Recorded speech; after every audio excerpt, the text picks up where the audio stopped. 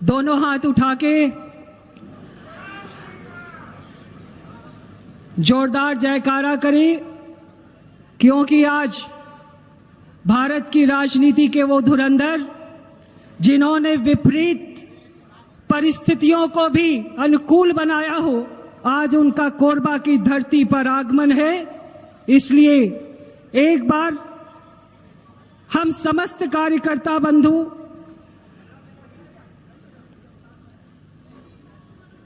मेरे साथ बोलेंगे, बोलिए भारत माता की, भारत माता की, छत्तीसगढ़ महतारी की, छत्तीसगढ़ महतारी की।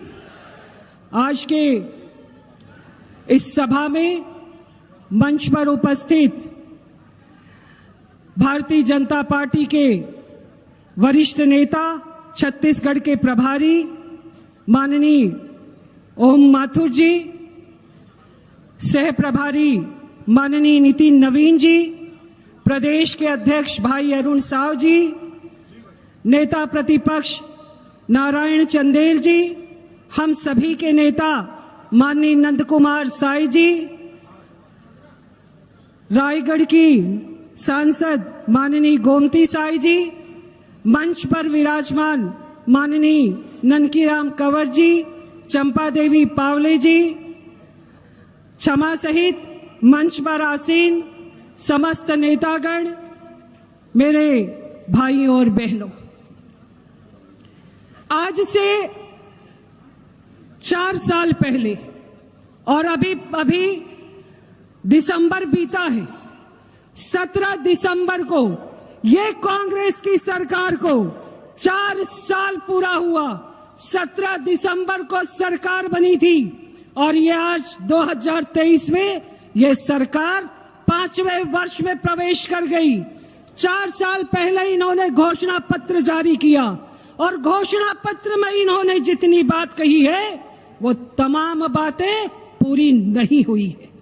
ये कांग्रेस की सरकार और ये कांग्रेस के मुख्यमंत्री भूपेश बघेल जी, जिन्होंने जो उस समय तात्कालिक कांग्रेस के अध्यक्ष थे, जनता इन पर विश्वास नहीं करती थी और जनता विश्वास नहीं करती थी, इस कारण इन्होंने हाथ में गंगा जल उठाकर कसम खाया और गंगा जल हाथ में लेकर इन्होंने जिन जिन बातों को कहा, 17 दिसंबर को 4 साल पूरा होने के बाद अगर आप ये सरकार से पूछेंगे कि कितनी बात पूरी हुई,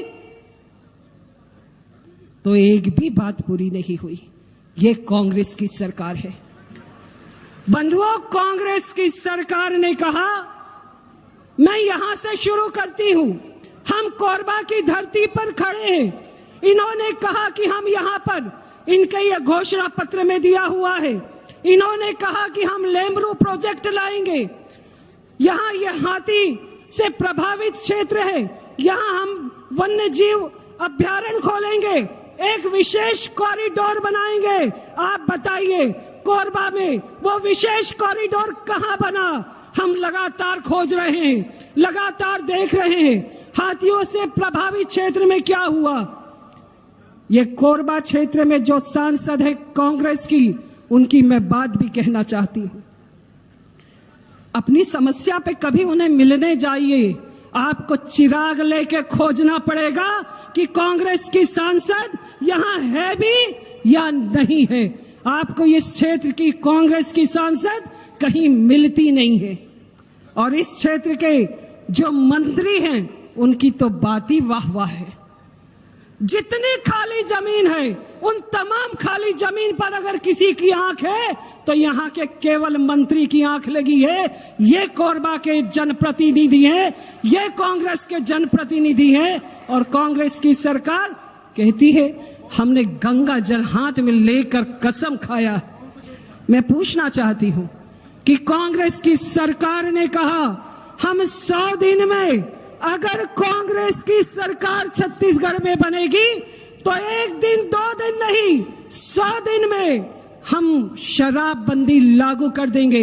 मेरी लाखों बहनों बैठी हैं, बताइए आज 4 साल का समय बीत गया, 1 साल में 365 दिन होते हैं। इस सरकार ने शराबबंदी लागू की इस सरकार ने हमारे साथ धोखा किया।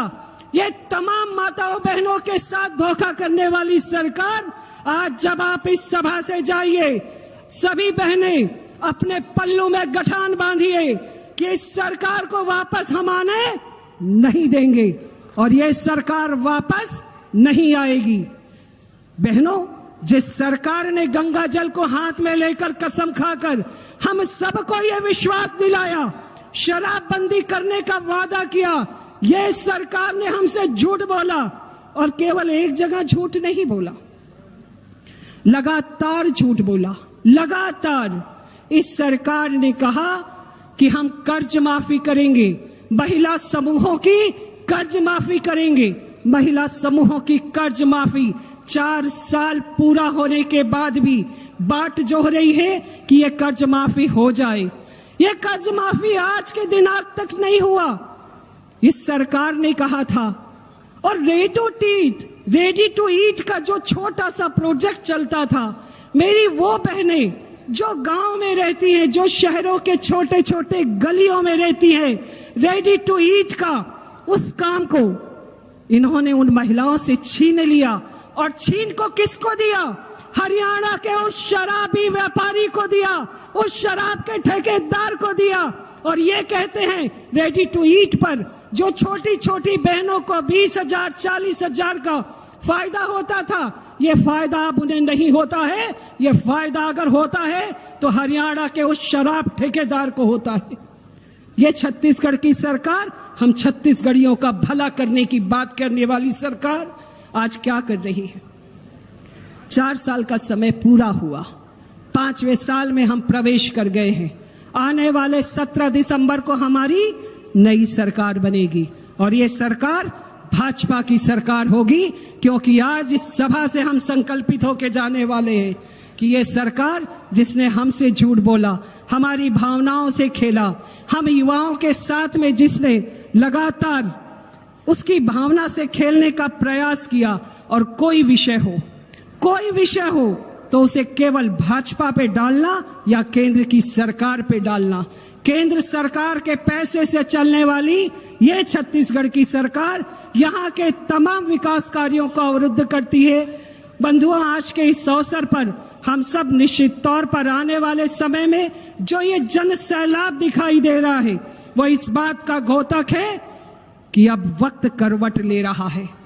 वक्त बदलाव का नहीं, लेकिन वक्त करवट ले रहा है। और जब वक्त करवट लेता है तो बहुत बड़े बड़े धुरंधर धराशायी हो जाते हैं।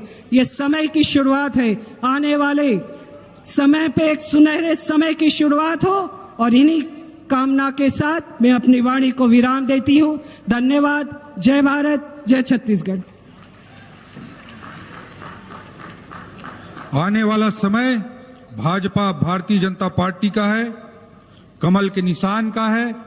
इन प्रेरक वाक्यों के साथ हमारे उद्बोधन की हैं सरोज दीदी ने।